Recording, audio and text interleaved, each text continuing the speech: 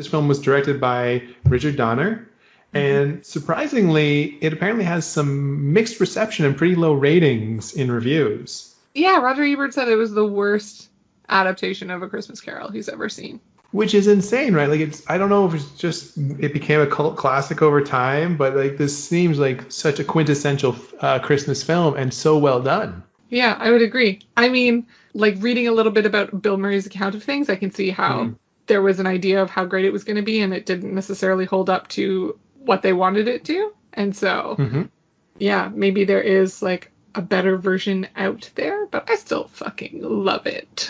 Yeah, I think Bill Murray is he's not someone who's going to be quiet about his feelings about something. And so I'm not surprised that he criticizes it if it wasn't exactly what he envisioned going into it. But I really do think it's a strong film regardless. Yeah. It's got unique elements. It's got puppetry in some ways. It's got great actors and a fun story. Yeah. So, I mean, what are some things you loved about the film? I guess we can start with. I think I really enjoyed the parts that were quite obviously Bill Murray's improv.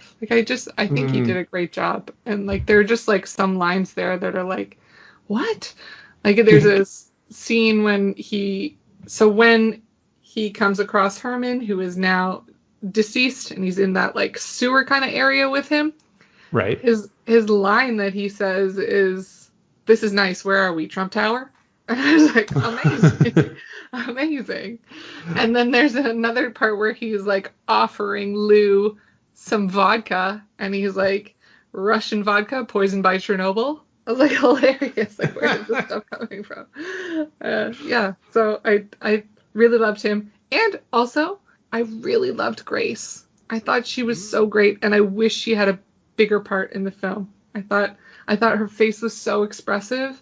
The way she reacted to him was amazing. I thought that she was a very good counter to him and was able to even steal some of those scenes. Yeah, she's a very great actress. She's done a lot of different work since then. Alfre Woodard. She was in one thing that I distinctly remember her in was the first season of Luke Cage, where she plays a congresswoman who is siblings with the corrupt business owner in a nightclub owner in the place, and she ends up killing her brother. Spoilers. Right. And then she takes over, and she really has a spiral downward over the two seasons.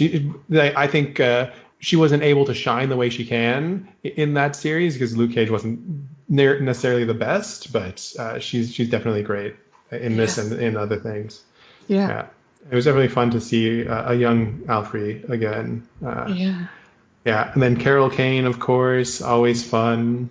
Yes, in the Ghost of Christmas Present role. Yes. And you got to, I read accounts that apparently she was in tears between takes of having to beat up Bill Murray.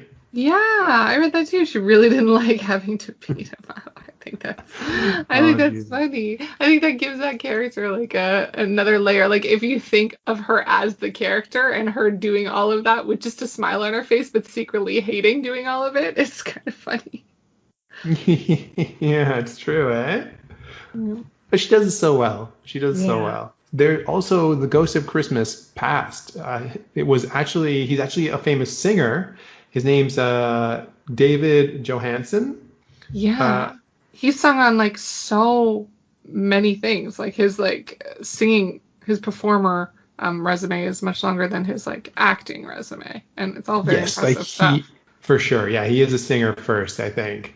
Apparently there was some behind the scenes drama for him and his bandmate Arthur Kane. Oh, what's that? Apparently, just seeing the role that David Johansen had, such a prominent role in the film, his bandmate Arthur Kane attempted suicide over it. I guess there was a lot of jealousy there, or maybe just some depression. Wow. There's obviously a lot of things behind this. Mm-hmm. That, he probably already had lots of depression in his life in general. Yeah. Yeah, so lots of interesting parts. I agree with the improv. I liked just the small moments of improv where he walks past the impressionist painting of a woman, and he's like, "Mother, help me." Yeah. I don't know.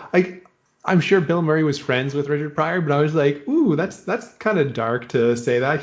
There's a guy who Bill Murray sees as being lit on fire in a Yeah. restaurant at one point, and he's like flailing around, and Bill Murray throws some water on him, and it turns out that the guy's not on fire, and then he's like, "Oh, sorry, I thought you were Richard Pryor." I was like, "Ooh, okay, I that's a little didn't know dark." about this. I had to look it up. So he lit himself on fire when he was freebasing? Yeah. So yeah, and so I don't. Yeah, that came out. I guess he was just like, yeah, I'm gonna riff on on this with Richard Pryor. Yeah. So last time back, we mentioned all these apparent stars that were supposed to appear in this film. We're like, I don't remember Marlon Brando in it, and there was no Marlon Brando, but there were a lot of like cameos of people who just like one little scene there and here and there out, and it was quite star-studded, realistically, right? Yeah, like in the script it said we were going to see Chuck Norris in that opening scene. And I knew that he wasn't in this. I was fully like, I don't remember him. But instead we got Lee Majors, who is the $6 million man. Yeah, famous 1970s TV series. We also had Bob Goulet. Yes, Yeah. expected. Who was singing Silver Bells and not the little drummer boy like in the script. One tiny change. Ah, tiny change. Well done, well done. Mimi Yeah. from the Drew Carey show, who's the actress's name I don't have. She was the nurse who helps the censorship woman. Yes, I remember that. I didn't catch the star of Scrooge, like the character who played Scrooge, but I recognize his face. Oh, I have his name. It is Jamie Lou Barr. Ah, okay, okay, yeah. So I've definitely seen him in different things. It was a fun little cameo-filled film, even to the point where Bill Murray's three brothers were in the film. Yes. I only Yeah. recognized one of them. When they were in the past, I saw his brother play his dad, and I was like, oh, fully I know that Yes. that's who your brother is. And I only know that because of Groundhog Day, because he plays the guy who brings Punxsutawney Phil out of his box. Right. Oh, good catch. I didn't remember that. But now when you say it, yeah, I can definitely picture the two characters being the same actor. Mhm. Do you know who the other two were then? I looked up that James, his brother, in the film is actually his brother. Yeah, that's fun. And And then I don't apparently know the who. last one was a party guest. Yeah. Keeping it in the family. Very Yeah. cool.